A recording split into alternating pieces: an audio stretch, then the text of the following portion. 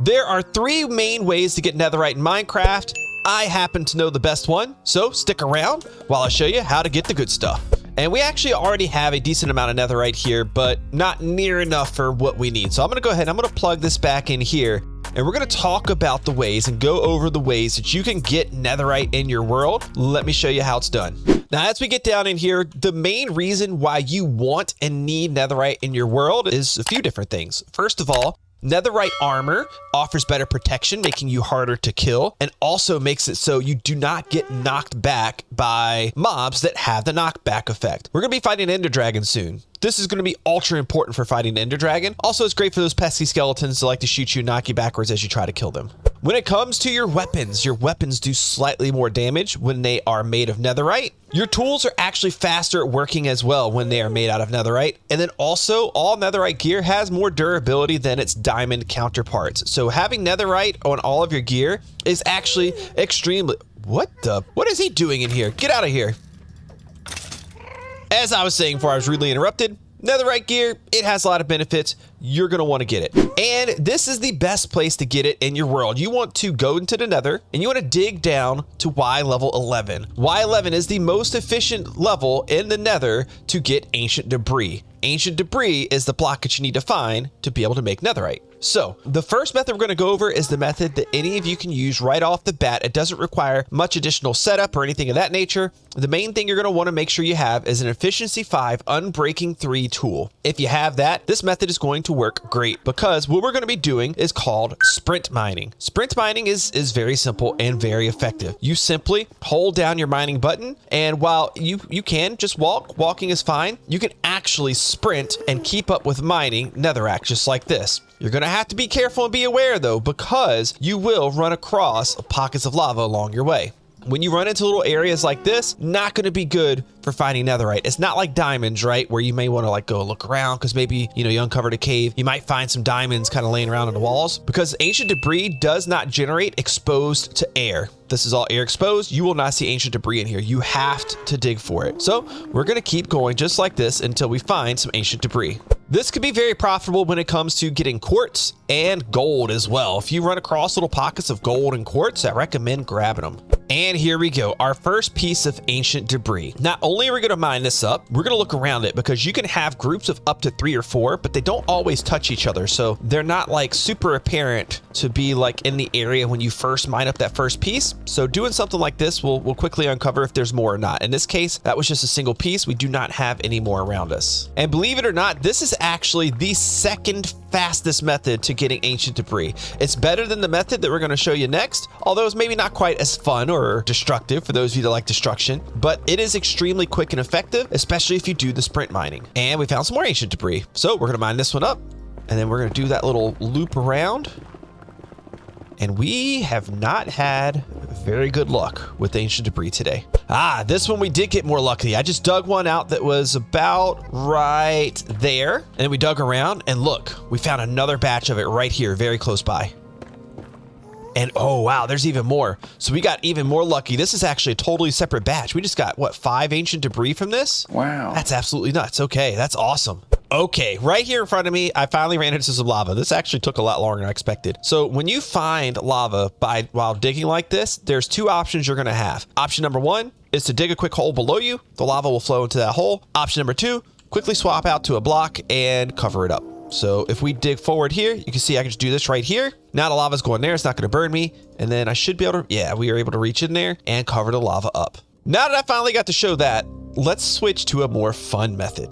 Okay, now this next method takes a little bit of preparation of materials on your part, and we're gonna need to get a certain tool, which is gonna be this awesome set of enchanted shears with unbreaking 3, efficiency 5, and mending. Not required for your shears, but you know what? We're baller status over here, so we do have them. And it's gonna require we get, I don't know how many stacks of wood. We'll get a couple stacks of wood with us. At which point we'll hop into our sheep pen here and we will start shearing, because we're gonna need wool to make beds. Most of you probably know this, some of you might not, but if you sleep in a bed in the nether, you don't actually sleep. Well, not in the normal sense of sleeping anyways. You get blown up and you can die. But when you have good gear and you set the bed far enough away from you, it creates a big explosion. And a big explosion is exactly what we want for this next method. So here we are back down at our Y11, and let's do it on this side. Let's get ourselves a little space over here. We don't need much. We need to craft a bunch of dark oak planks. Let's maybe even make ourselves a chest, because we're going to want as much inventory space as we can possibly get. Now, what I'm going to do is I'm going to craft myself a bunch of beds. I'm going to fill my entire inventory with beds, in fact. Now, once I have this full inventory of beds, I'm going to go in, I don't know, we'll go in a few blocks, like maybe about right here. We're going to poke a hole all the way in, poke a hole all the way in. We're going to place a bed, not sleep in it yet. Don't sleep in the bed yet, people. Oh, it's fine. It's fine. We'll blow up a bed. I'm not that worried about it. And we're going to go out about 11 blocks in this direction and then place more beds. And we got 2 more here, so I'm going to repeat this until my inventory full of beds is no more.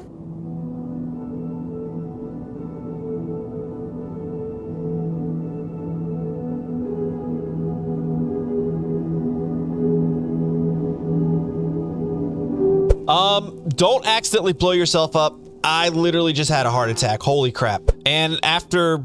I didn't almost kill myself, but yeah, my heart still hurts after that. Now we actually blow things up for real. So this is the fun part. Just kind of like sneak the side of it a little bit, like kind of obscure yourself a little bit and tap the bed.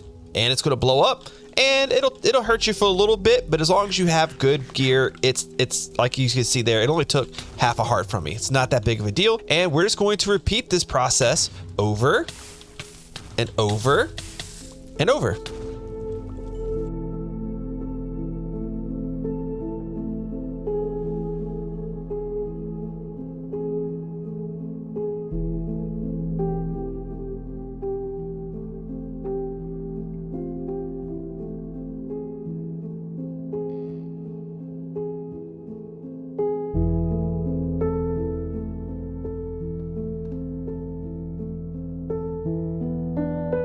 And there you have it. So this method seems really good, right? Like you blow up this huge area to uncover a whole bunch of stuff. The problem is it's actually the slowest method for finding ancient debris because it makes such a huge mess. There could be ancient debris right here. I got to cover that. I wait for it to go away before I can see. And then you have the fire everywhere. You can see that you're just constantly like getting blown up and taking damage and such. So it's fun and it does clear a lot of space, but honestly, it is not very efficient. And we're not finding a whole lot of ancient debris here for the time we had to spend gathering the wool and the wood, crafting the beds, digging the holes, counting out the spaces, and then going through and like readjusting ourselves every time we blow something up has not been very fruitful. And through all the pain and suffering of blowing myself up numerous times, that's what we got. We got 6 ancient debris. It's not a lot. So honestly, I would say this method, it sounds fun. It seems cool. Don't do it. It's not worth it. But the next method definitely is worth it. Let me go get the stuff and take what we have here and bring it topside to get rid of it. Okay, this method right here, honestly, this is mostly a like end game method, but it is so much faster than the beds, and it's a little bit faster than the sprint mining as well. And we're gonna need to get ourselves some materials that I have here. I've actually spent the last few days like just periodically going through and collecting some of this. We need some sand. I don't know how much sand I need. We'll just grab that. And then we need this good stuff right here. We need some gunpowder. And when we go over to our crafting table and we craft these things together, we get TNT. 38, unfortunately, is not a lot. But no worries, later on in the series, we will be making a general mob farm that will get us all of the gunpowder that we will ever need and then some. So that'll come soon enough. But for now, let's take this extra sand, let's put that back, and let's go blow some stuff up. Okay, we're back down in our area, but we're gonna change course a little bit. Y level 11, when it comes to TNT, not the best level. We actually wanna be at Y level 15, and there's a very specific reason for this, and it has to do with how the TNT falls down. We're gonna go through and we're going to carve ourselves out a little area here. I don't quite know how long. We'll probably end up going a little bit further than, oh, look, there we go. There we go. Aha, I got it. I got it. All right, let's fill that in. And we'll go a little ways down here, just far enough to put down our 38 blocks of TNT. Probably need to go about 60 blocks down or so. All right, this should be more than enough. Now, if you have a lot of TNT, you could place it a little bit closer together, like every other block. You'll get a little bit more like clearance for the like amount of area that you're working with, and it'll kind of chain together a little bit faster. If you have a okay amount of TNT, you can maybe do it every 2 blocks, but we don't have a ton. So we're gonna skip 3 blocks. Probably means I need to make this tunnel a little bit longer. I didn't plan on doing this. I hadn't thought about this. Oh, ancient debris. Well, we'll just leave you here. You're fine. And what we're going to want to do is we're going to want to place TNT, skip 1, 2, 3 blocks, and place TNT. You can kind of do this by backing up and periodically placing. You might not get it perfect every single time. It's not a big deal. That's not the point. The point is to get it roughly the same amount of distance apart from each other. And then once we get our way down to the end, then we can start exploding things. Oh, wow. Look, that worked out so perfectly. Okay. So now we need to ignite the TNT. There's a couple ways you could do this. If you have a fire aspect on your sword, you can hit the TNT, that'll do it. You could bring yourself a flint and steel, but by far the safest way is to have a bow with flame on it. And in this case, this is one of the only good uses of an infinity bow in Minecraft, is to have infinity when you're doing this, because I mean, we're just shooting arrows at TNT. It's not that big of a deal. So we'll go through, we'll pluck the TNT with our flame arrow. It'll set that on fire. And there it goes. And we'll get a nice little chain reaction all the way down, just like that.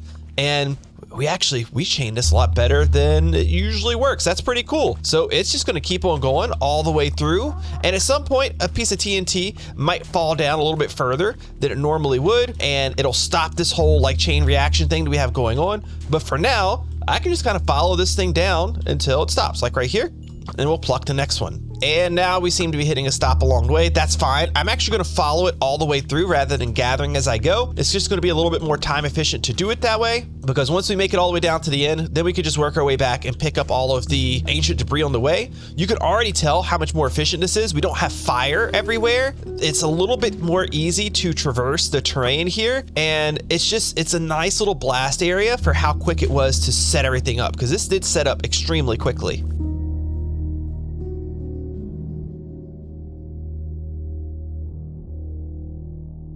And bam, we have made it all the way down. Now, I like to get rid of the lava by using a lava bucket. It's a little bit easier because I can just pick it up here.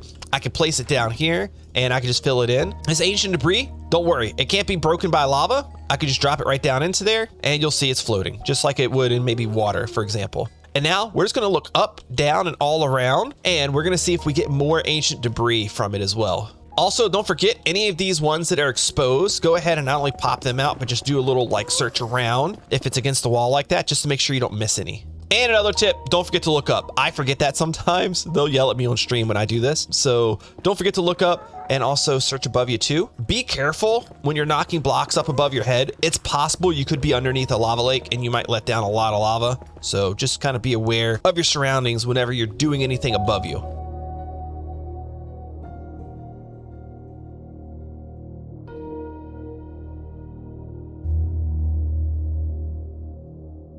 And there we go. Honestly, that probably took like less than half the amount of time that it took to place all these beds down and go through the area over here. And we got more ancient debris out of it. It's a small sample size. We got 11. It's not like we did this for hours to properly compare. So some of it's luck of the draw, but also I think you can see the value in using TNT. So make sure whenever we get to that mob farm later on, that you pay close attention. That way you can take advantage of being able to do this on a much larger scale. Okay, now that we have some netherite scrap, we need to talk about what you do to make this into netherite ingots. So you can actually see here, if I go to a crafting table, a netherite ingot takes 4 pieces of netherite scrap, 4 pieces of gold ingots, and each ancient debris, once smelted, turns into 1 netherite scrap. So 4 debris equals 1 netherite ingot, basically. So how many netherite ingots do we need is the question. Well, that's going to depend on you and what you want to convert. I want to convert everything. So let's count how many ingots we need. 1, 2, 3, 4, 5, 6, 7, 8, 9, 10, 11, 12,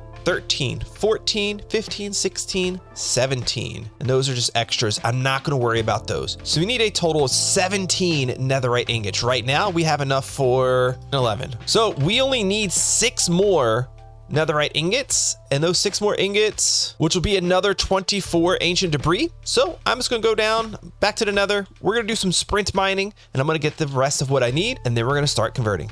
And after making a trip back to the Nether, I got all of the ancient debris that we need to fully kit out and upgrade to Netherite gear. But first, I need to go and actually do something with this.